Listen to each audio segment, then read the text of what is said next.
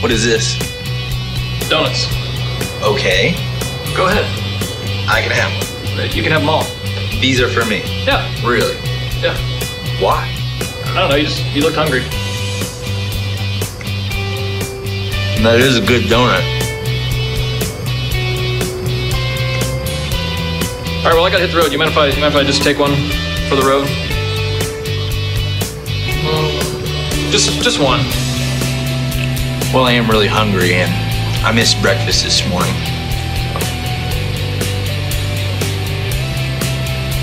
I'm probably gonna miss lunch, and I was gonna take these home to my wife and kids.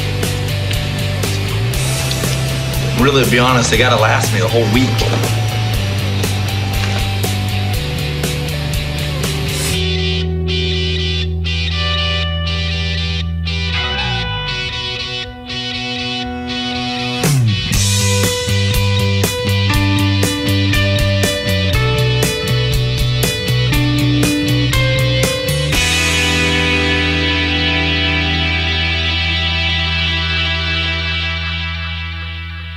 Donuts. Where's Jane? When are we getting donuts back? We need donuts. Donuts and coffee. All right, so thanks, Mark. You teed me up perfectly.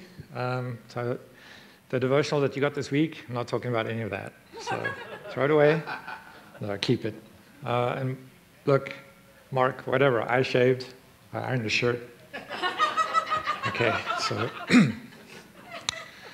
All right, so the topic of today is pretty clear, I hope.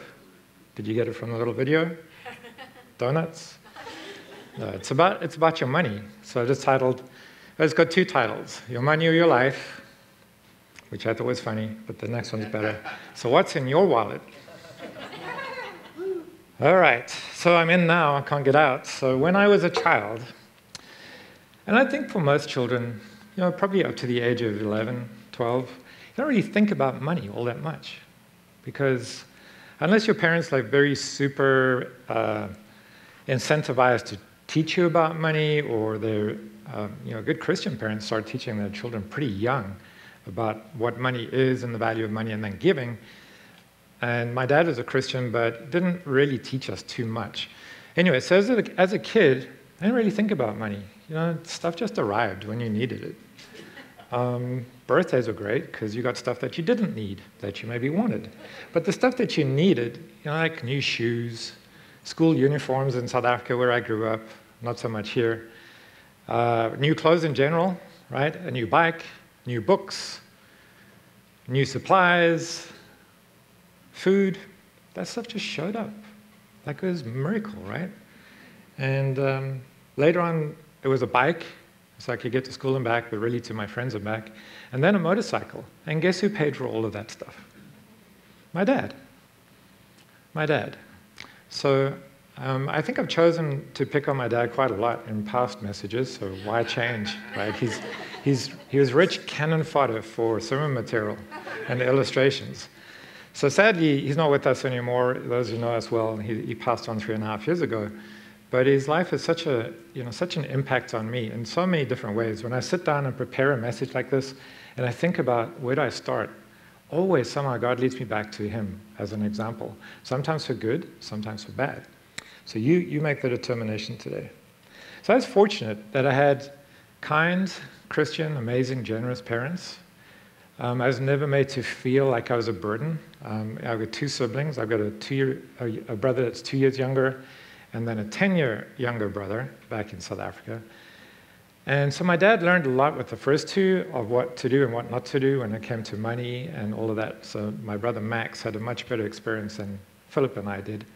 But they were amazing. They never made us feel like you're a big burden to us, we can't afford this stuff, you're not going to get this because you're in bad or anything.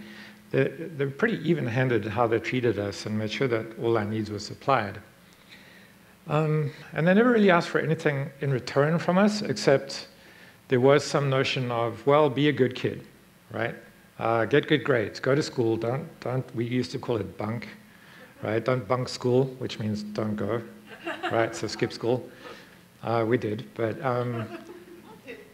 And then be obedient. The laws of the house, the rules of the house, just make sure that you follow those and things will be okay, and your supply of these things that you like won't be cut off. So it was never really spelled out, but it was implicit to us. So I think as a child, you start internalizing some of those lessons really early on, and then you modify your behavior to make sure that these things that you really like and some of the things that you really want aren't cut off. So I was a good kid. I went to school, I got good grades, I went to church. I obeyed my parents as best I could. I only bunked a little bit. I mean, there wasn't, I tried. So in the background of this idyllic picture of, parental provision and children who are living and being raised in that environment, there were a lot of background struggles that obviously I didn't know about. And I didn't know about for a very, very long time. Until maybe a couple of years before my dad died, I sat them down, my parents down, and I said, right, tell me your story. Tell me what was going on here and here and here. I had a very checkered childhood, which I'll get to in a moment. So it turns out, I kind of knew this, but it turns out that my dad had a major identity crisis with money. And when he was younger, he was an engineer, he's a refrigeration engineer, so he didn't go to college, but he did become super, super adept at designing and developing new refrigeration systems, and I mean large scale, like commercial scale. And he became well known around the world. In fact, even in the US, in Texas, he developed a new system for cooling produce and milk in Texas. And so he was invited to come to America, I think it was probably in the late 70s, to actually install a system and show them how to do it. And then he was actually asked to move here, and my mom refused to come, unfortunately. But anyway, so that's some background there. But what he found was, as he grew older, the more and more difficult it was for him to work for a boss, to work for somebody. They were always unreasonable or irrational, or they were just dumb, they didn't understand him, or they were too demanding, or they weren't demanding enough, or they didn't pay him enough, or he had to work too hard.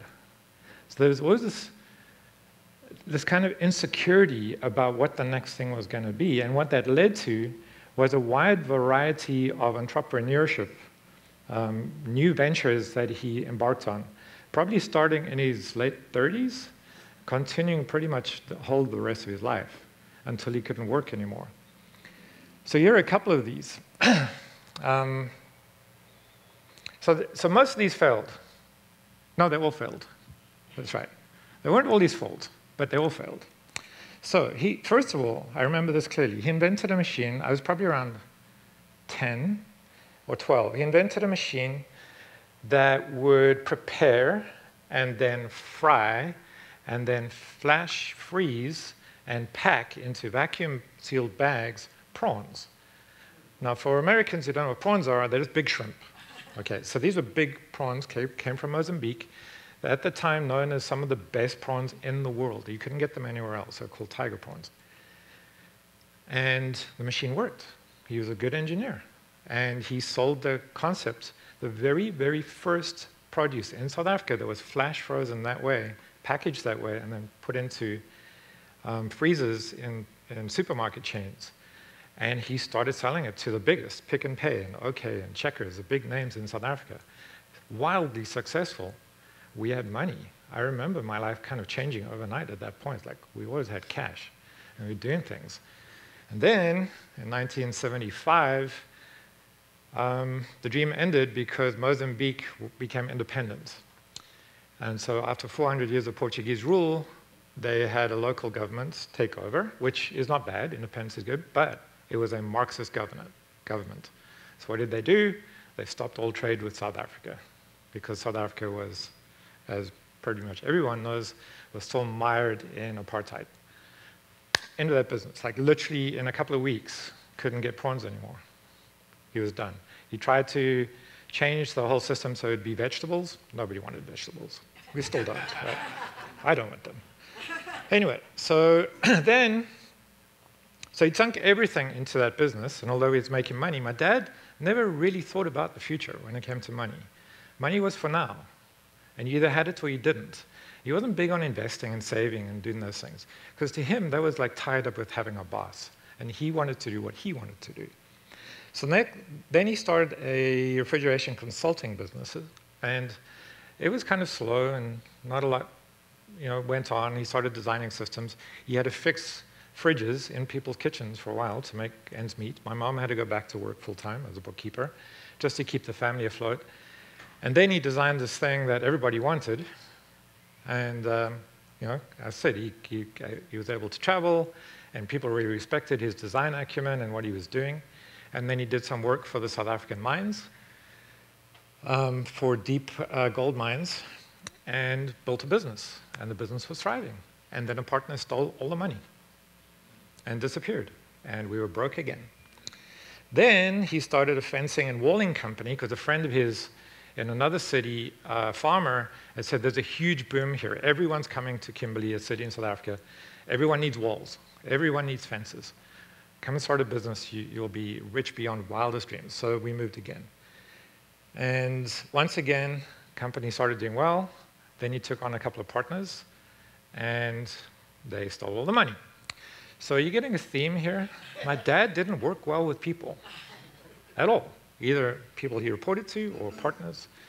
And it turns out, employees. So we'll hit on that. Then he started a business installing commercial swamp coolers, because as South Africa opened up, there were a lot of communities that didn't have access to air conditioning because it was just too expensive. But they needed to get cooled, so he had these huge machines that are just a big turbine with water tray, and it evaporates water, and you cool it that way. So I worked for him in that business for a short time. And they didn't make enough money for us to survive anyway, so he moved on. So he became a general contractor for remodeling luxury homes. That didn't go well. I worked in that one as well. He was sued after a bad roof job. 50% my fault. And lost all the investment money again. So this theme continued throughout his life. So the impact on my family was, my mom wanted to stay home and raise children, but she had to periodically go back to work full-time. So they were in the background, kind of always that tension between them about money. Who's making money? Where's the money? How are we going to pay for things? My mom's value was very much invested in having a home, having something that she owned, that she was secure in. As all you ladies probably know, that's a deep thing, is that security of having a house, something you can depend on. And she could never depend on that. And then, with children, the demands are endless, as I said. So there's always this friction going on. And it led to a lot of moves. So I went to 12 schools. Yeah, 12 schools from kindergarten through end of high school in 11 years, because I skipped a grade. So count it up, right? That's more than one move a year. And we did spend periods more than a year. So some were like, I was 3 months we were here, and then boom, we moved across country, and we were 6 months over here, and then boom, across country, here, over there.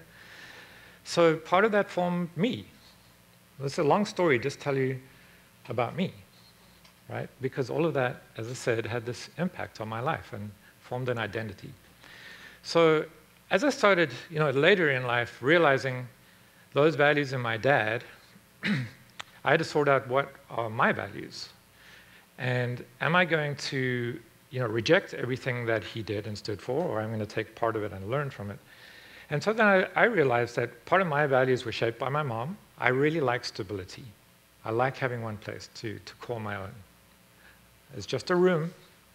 In fact, now it's just 3 square feet in my house. That's mine. But I like that. I value that. I like the stability. I like the security. I like the notion of a steady income. I don't mind working for a boss. I don't like to move jobs too often. I like to have the notion that I know what I'm doing and that I'm very skilled and that people want my service.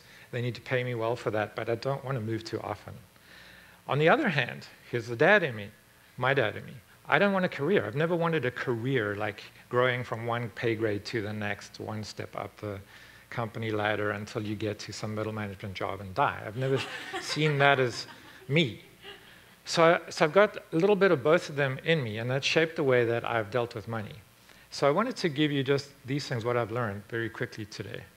So the first is your attitude to money really does define a large part of your identity. And I'd invite all of you as you leave here today and in the coming week, sit down and spend an hour thinking about what is my attitude to money? And how does that shape me? And how much of that actually changes my behavior so that that's how people perceive me, especially when it comes to this topic. And some families never talk about money, ever. Some families are just open and they just talk about it all the time and they don't care who knows how little or how much they make. So, it's going to be up to you. So there's a couple of different mindsets that people have when it comes to this topic. And the first one that I see is that you have a scarcity mindset. So your attitude towards money is there's never enough. We never have enough money to do the things that I want to do or pay the bills or whatever it might be. And psychologists call that scarcity thinking. And when you think out of scarcity, there are things that follow that. The first one being fear. Fear of losing. Fear of having that income that you have cut off. Anxiety about the future. What happens if I lose my job? What happens if we can't pay for the rent? What happens if I can't, buy food?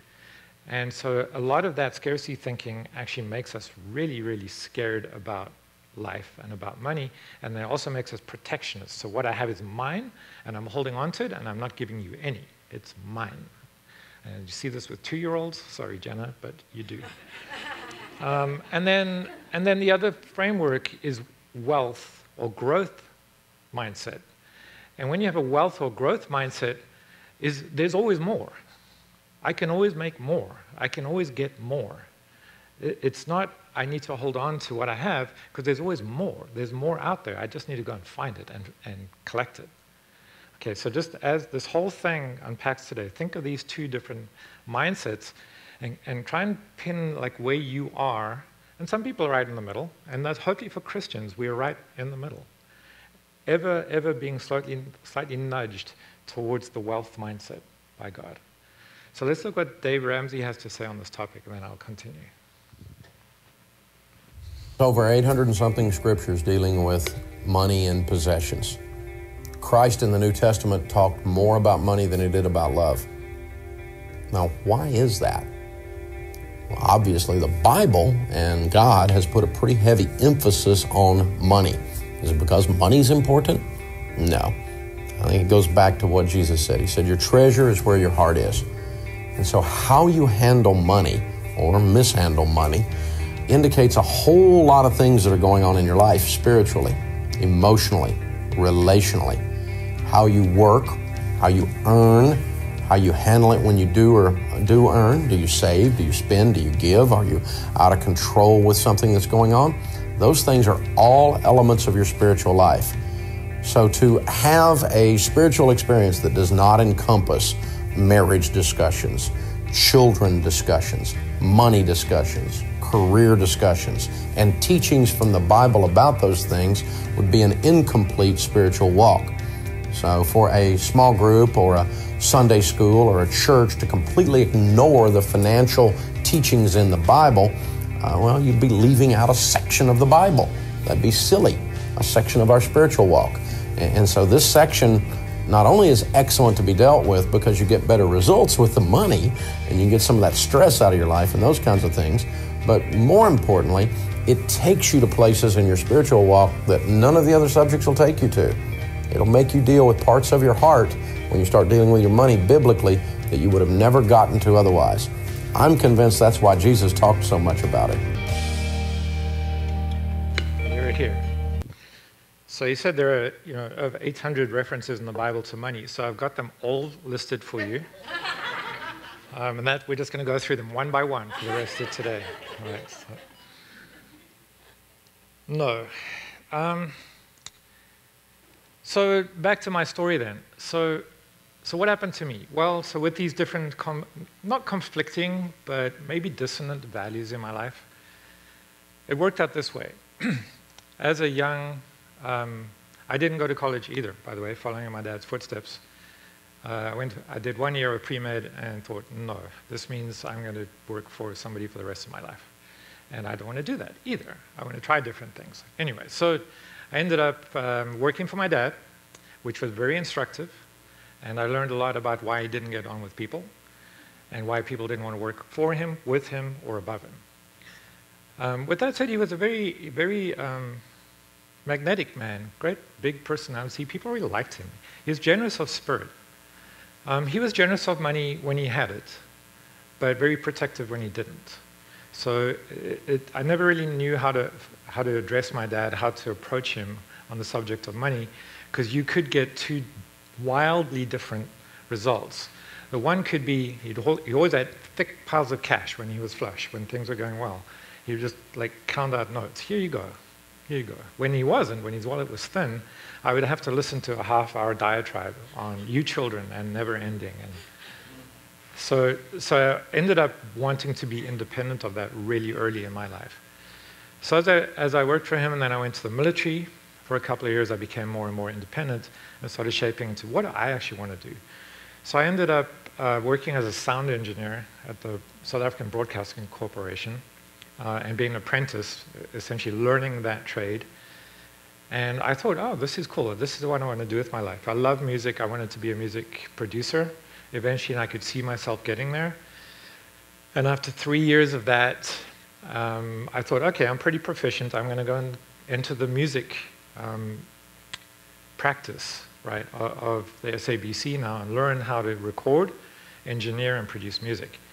Well, my boss sat me down and said, you've got about 10 more years of learning before we even let you near a music recording studio. It's like, really? Then I think I'm not going to do this anymore.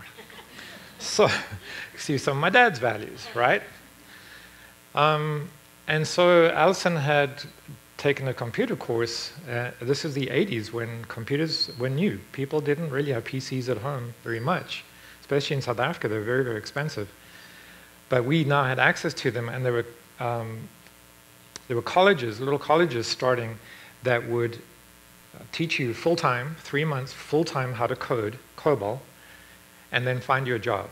Because programmers, like they are today, was super well paid and very scarce. Good programmers were not easy to find.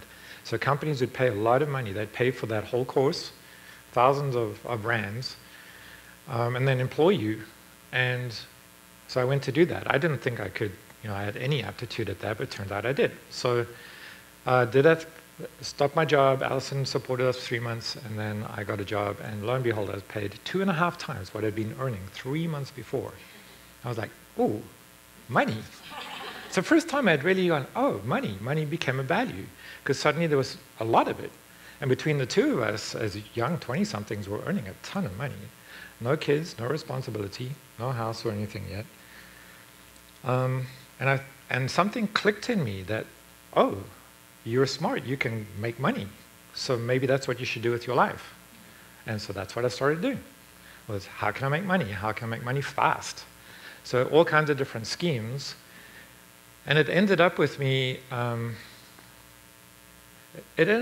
being rootless in a while, not anchored. Although I was a nominal Christian, been to Sunday school, raised in the church, knew Christ, professed Christ very young, not living like that at all. And money became my God. Money became the thing that drove me to get out of bed and to go and succeed in the world. And it bore dividends. We made more and more money. And I ended up in Johannesburg running a company with and for a friend, and then completely on my own, printing money. We weren't counterfeiting. We were selling software. And because I'd been technical and I could write code and I could develop, I had a natural rapport with all these guys that were building systems on top of the software. So they just trusted me because I could answer technical questions, and they just bought the software from me. So we went on an exponential money curve. And then God took it all away overnight, because I was clearly just drifting more and more away from His purpose for my life. And at some point, I don't think it's ever irredeemable, but at some point, the tipping point is so hard to get you back, God doesn't want to do that to you. He's just going to let you go do what you want to do and then deal with you later. But He dealt with me then. So I'm not going to give you all the details, but I ended up here in America. He brought us here to Irvine. And I went and repeated the same sin, the same mistakes all over again. So coming here, now the money was different because South African rands, South Africa had gone through all the independence and all that stuff, and the money devalued overnight. I mean, it just crashed. So while we were building the business, we were importing software from America and selling it in South Africa, so we had to buy it in dollars and sell it in rands, but the exchange rate would fluctuate so much, we never knew how much to charge for the software so that we could pay for the dollars.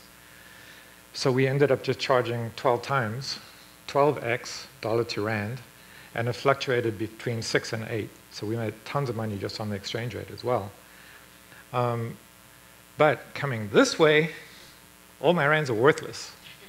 So when we left, we brought with us total sum of our life savings to that point, $20,000. Now, for some young people, that sounds like a lot of money. I promise you, it's not a lot of money. I had 2 children, a wife who couldn't work because of the visa, so it was up to me. And I had to go make that money. And I remember being so excited because my boss was great, by the way. The guy who brought me as Steve. I owe him a big debt of gratitude for the way he mentored me. But he gave me a salary of $80,000 to be an international sales director. And I had nothing to judge that against, compare it against. I just thought, wow, that's a lot of rands. We're in. And then I got here, and it's Irvine, and $80,000 is not a lot of money. You can't really do much here. Can't buy a house, that's for sure. Even then, back in the 90s, there's no way. So when the reality of that sunk in, I was like, okay, I've got to go back to making money. How do I do that? Well, my visa was locked into the company, so I had to work for them. There's nothing else I could do. So I figured out, you know what? I'm going to step up and do something that nobody else is willing to do. Let's see what happens if I do that. So I went to my boss and said, right, I will take on all the international travel that the team currently does, but I'll do it myself, and I guarantee you at least a 20% bump in revenues for the next year. He said, okay, if you can do that, then this is the contract that we'll write you. And I went out and I bumped up the revenues 40% in the first year of doing it. That meant money. The money started pouring in. And I looked at the trajectory we were on, and we would have been seriously wealthy. And I say, would have been because God took it away. So you seeing the theme here? All right, so lots of details behind that, but what ended up, I had, the company was gone, I had no job, I had no visa, nowhere to work. And so what were my options? Go back to South Africa? Never. Not going to admit that defeat. We had just put money down on a house in Harvard Square that was being built for us. We put down a big deposit. Actually, it wasn't that big. But we put down a deposit and we had savings to buy the house. We had to cancel that because I had no job. So, and then, at that low point, there was literally nothing. We had enough money to survive maybe a couple of months. No job, no income, no company to go work for, no visa. I couldn't legally work for anybody else. Really not even the money to go back to South Africa and start again because of all the things that had happened there. God stepped into my life. And I was cut on the Monday. On the Sunday, I sat in that back row, back where you are, the McFarlands, and Seth preached on Abraham and his faith. And our God moved him from a place of prosperity to a place where he didn't know what the heck was going to happen next. And he lived in a tent. And he was kind of a nomad. All that security and that stuff he'd built. He was still a wealthy man, but now he didn't know what the future looked like. But he trusted God. He trusted what God told him. And right there, God changed my heart immediately. And Philippians 4, verses 6 and 7, which we can put up, it's on one of the slides, became my verse, where Jesus said directly through Paul, just don't be anxious about anything in your life. But the primary thing you have to do is bring these anxieties, these concerns, especially about money, and be grateful for what I've given you already, and then I will hear you, and you will have a supernatural peace, freedom from this anxiety that you experience today. And that was just a verse for the longest time until it sunk in. The important part there is gratitude. All right. So the very core of identity for a Christian in relation to money is gratitude. And that's why I started with donuts. Right? How grateful was that illustration? No, it was about me and protecting mine. Right? I'm not going to give you anything if I see scarcity and I'm not grateful for what I have. All right, second little point. Money is a tool. It's not an outcome. It's not a goal for your life. The richest person with all the toys or the most toys does not win this game because everyone dies.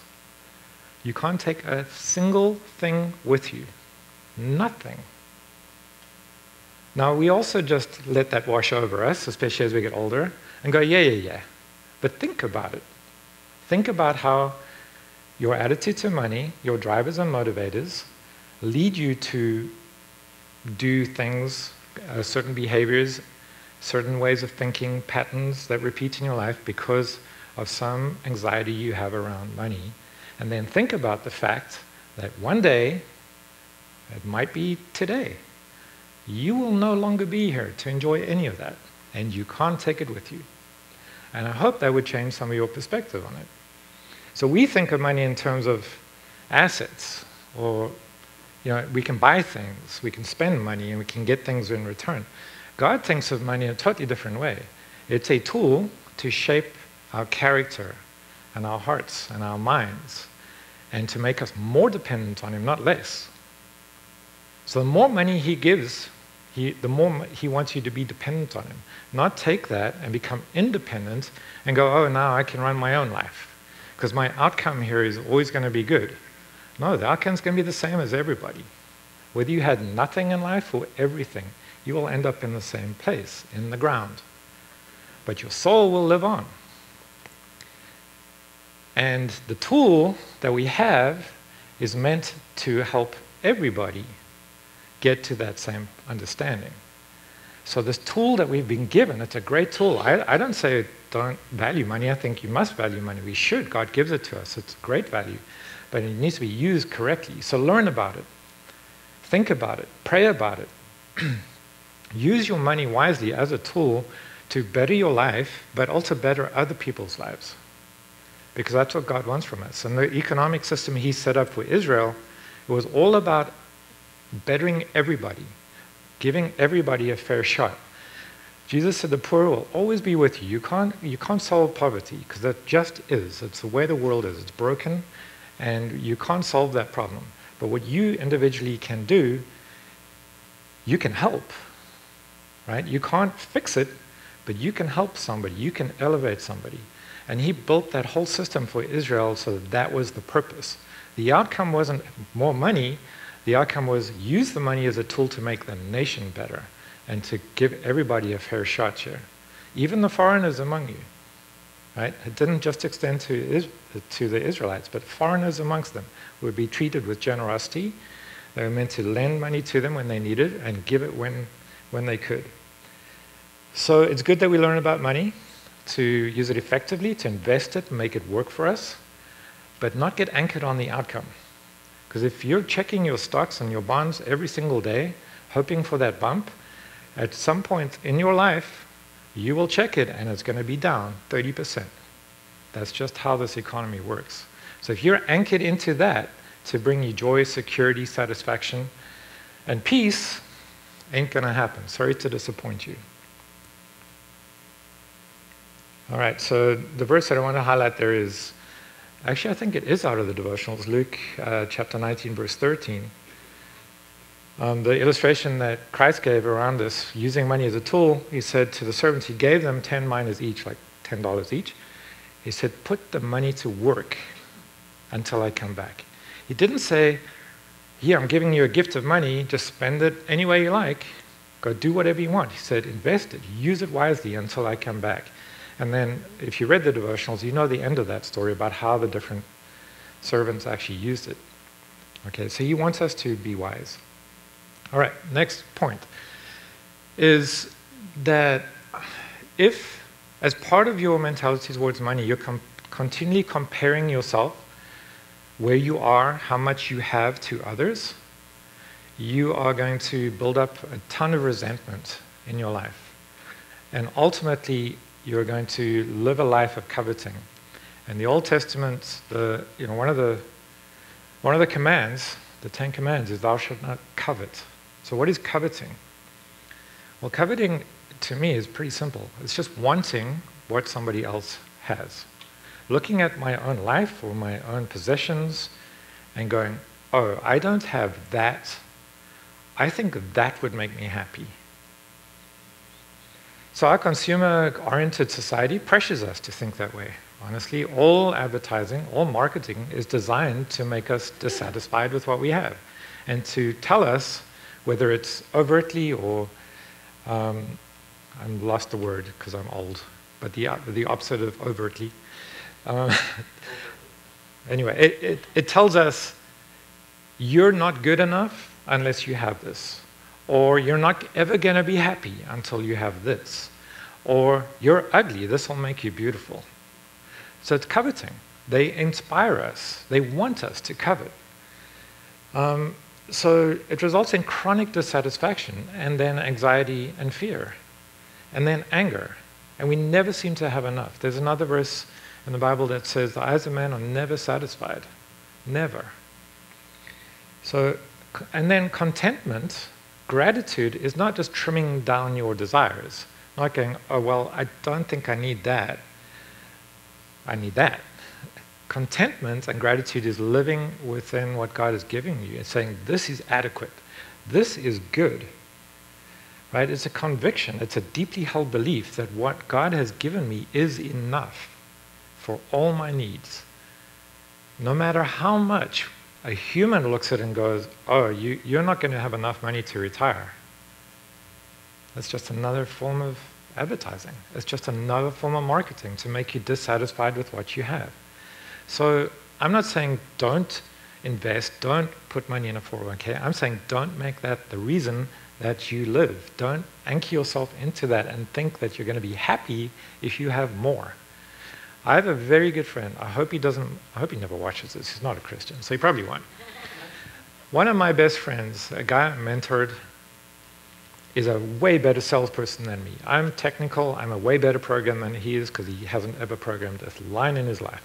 But can he sell software? Oh boy. If he's around and you need this stuff, watch out, because you'll end up paying as much as he wants you to pay. He's brilliant, brilliant at sales. He has made a lot of money in his career, a whole lot. He's 10 years younger than me, and at this point he's probably worth 10 times more than I am. He's never been happy a day in his life. I can say that with a straight face. He's been happy for moments. He bought his boat, $65,000 ski boat, brand new. Put it in the water, happy as a clam. 3 years later, tried to sell that boat, $15,000, nobody would buy it because he used it about 8 times. It was a trophy. Didn't mean anything. And then it just became a cost and a burden. He had multiple houses. How many times did he use the second house? Once a year, twice a year. Just became a burden. And now you had to keep the utilities going, and you had to disinfect the house. You had to clean it. He became fixated on appearances and the appearance of everything being good and everything spotless all the time. And he's got 3 children. And how do you do that? You spend money. And so for him, his life, the outcome of his life is geared towards building so much money that he can stop work, and then his children will have enough money for the rest of their lives. That's his goal in life. And I've said to him so many times, well, what if you died today? People do. Every few seconds, people die. And he just refuses to think about it. So don't be one of those people. Think about it, because he literally is never happy with what he has today. It's not that not even that he's not grateful. It's just that mindset that I have to have more to be secure. I'm not secure yet. And I've asked him so many times, when will you be secure? Can't give me an answer. All right, So when you have this sense of fulfillment and adequacy that, A, I'm good enough for God. He has told me that. And because I'm good enough for God, He has provided everything I need. So this is now adequate for me. Then you're grateful for what He's given you. Now that frees you. It frees you from anxiety for tomorrow. It frees you from having to build more, worrying about stuff. And it also allows you to have the freedom to give. Because now you don't see money as being scarce. You see it as there's an endless supply, because it comes from God who owns everything. So now I'm free to give and to channel that money that God maybe wants to use for somebody else. So can we really attain joyful contentment in a materialistic world? Perfectly?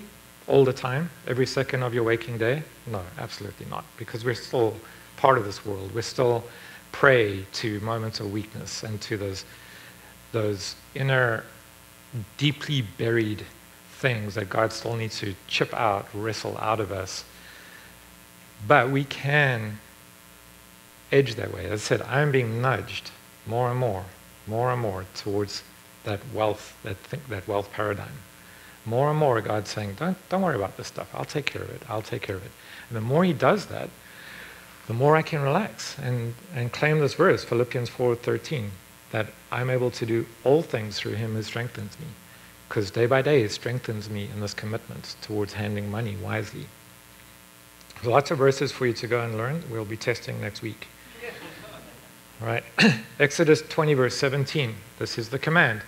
You shall not covet your neighbor's house. You shall not covet your neighbor's wife, or his male or female servant, his ox or donkey, or anything that belongs to your neighbor.